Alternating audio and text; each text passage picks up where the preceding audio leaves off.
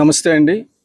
ముఖ్యంగా యువతరానికి ఒక చిన్న పిలుపు నా వైపు నుంచి, అలాగే ప్రజల వైపు నుంచి కూడా.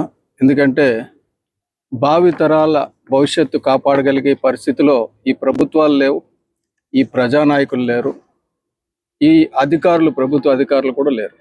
కాబట్టి ఇప్పుడు ప్రభుత్వాల నుంచి, ప్రభుత్వ అధికారుల నుంచి మన తాలూకా వారసత్వ సంపద ఏదైతే ఉందో, పర్యావరణాన్ని కాపాడాల్సిన, రక్షించుకోవాల్సిన బాధ్యత యువతరం మీద ఉంది. ఎందుకంటే యువతరం ఈరోజు ఏమవుతుందంటే వాళ్ళని దిశ లేకుండా ఎవరు ఇష్టం వచ్చినట్టు వాళ్ళు జెన్జీ అని చెప్పేసి వాళ్ళని పొగిడేసి వాళ్ళని వాడుకుంటున్నారు.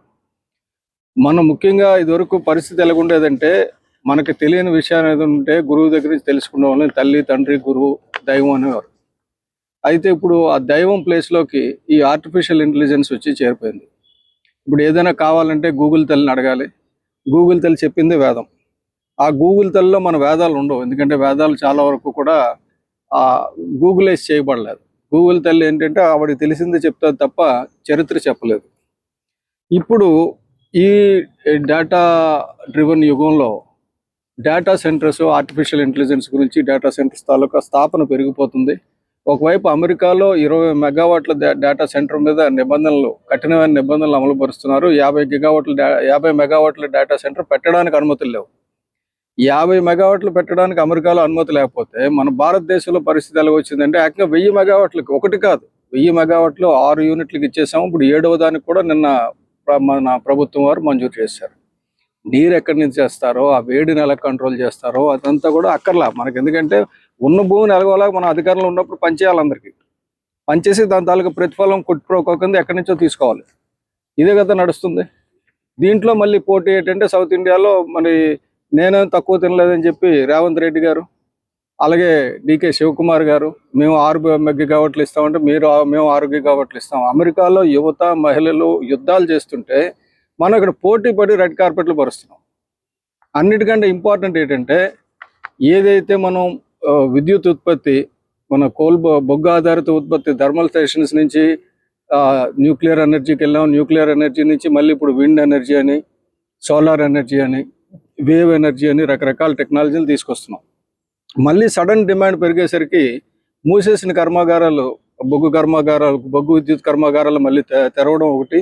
అలాగే రెండోది ఏమంటే, ఈ అణు విద్యుత్ కేంద్రం ఏదైతే ఉందో ఆ అణు విద్యుత్ కేంద్రాలను కూడా మళ్ళీ మనం ఓపెన్ చేయాల్సిన పరిస్థితి వస్తుంది.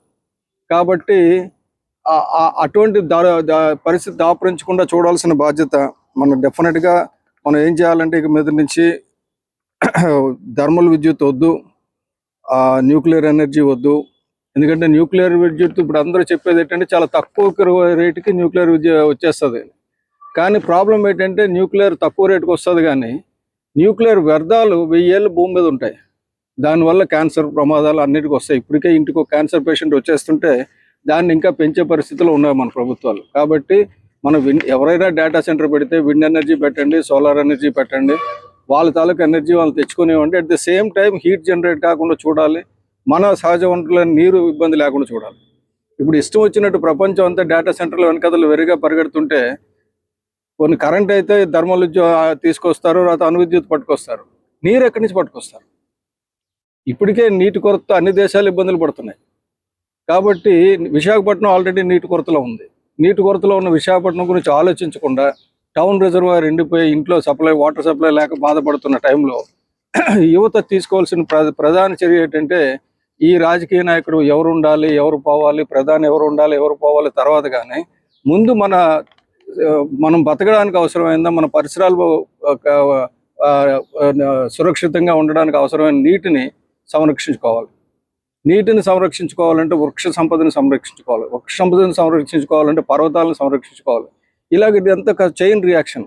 ఎందుకంటే పర్వతాలు ఉంటేనే వర్షాలు పడతాయి, వర్షపు నీళ్ళు మళ్ళీ సరస్సుల్లోకి, నదుల్లోకి వస్తాయి, నదులు ప్రవహిస్తాయి, దానివల్ల సకల జీవరాశులు బతుకుతాయి.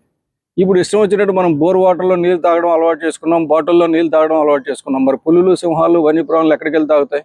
అడవిలో నీరు ఎండిపోతాయి. హ్యూమన్ మ్యాన్ కాన్ఫ్లిక్ట్ వస్తుందో అడ్డుతున్నాం అన్నారు కదా, నీరు లేకపోతే వెలగ రోడ్డు మీద మన ఇంట్లోకి వస్తాయి, అక్కడ అడవుల్లో ఉండవు కదా. సో కాబట్టి మనం భూగర్భ జలాల్ని పెంచడానికి ఏం చేయాలో చూడాలి తప్ప భూగర్భ జలాలని తినడానికి ఏం చేయాలో చేయకూడదు. కాబట్టి నేను రిక్వెస్ట్ చేస్తున్నది జెన్జీకి ఏంటంటే, మీ భవిష్యత్తు మీ చేతిలో ఉండాలి, కార్పొరేషన్ చేతిలో, ఆల్గరిథమ్స్ చేతిలో పెట్టొద్దు.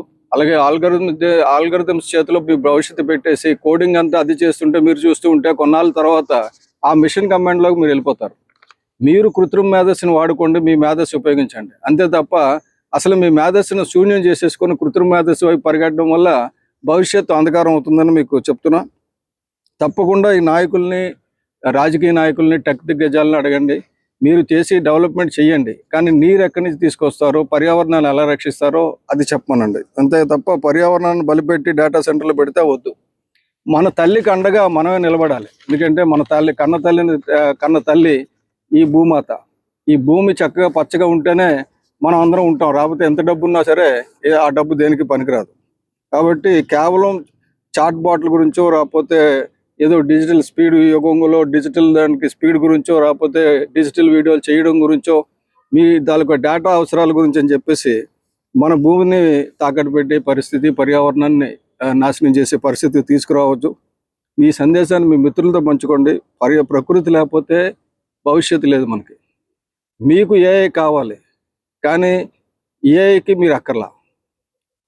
మనకి ప్రకృతి కావాలి, సకల జీవరాశులకి ప్రకృతి కావాలి, పక్షులకి, చెరువులు, మన జంతువులకి, వన్యప్రాణులకి అన్నిటికీ కూడా నీరు కావాలి, గాలి కావాలి, కానీ మీ రోబోలకు అక్కర్లా.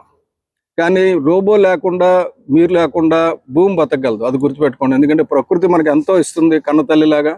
దాన్ని ఇంకా ఎక్కువ చావగొడితే అది మనల్ని అప్పటికే చూస్తున్నాం మనం, రకరకాల వరదలు, ఎల్నినోలు అన్నీ వస్తున్నాయి. కాబట్టి ప్రకృతిని కాపాడే చర్య తీసుకోండి. జెన్జీ ఫర్ నేచర్ అనండి. ఎకాలజీ వర్సెస్ ఎకానమీ చూస్తే మనకి రెండూ కావాలి, అంతే తప్ప ఎకాలజీని డిస్ట్రాయ్ చేస్తూ ఎకనామిక్ డెవలప్మెంట్ అంటే మనం ఆపండి. కాబట్టి protect mother earth. That's what I request. Thank you.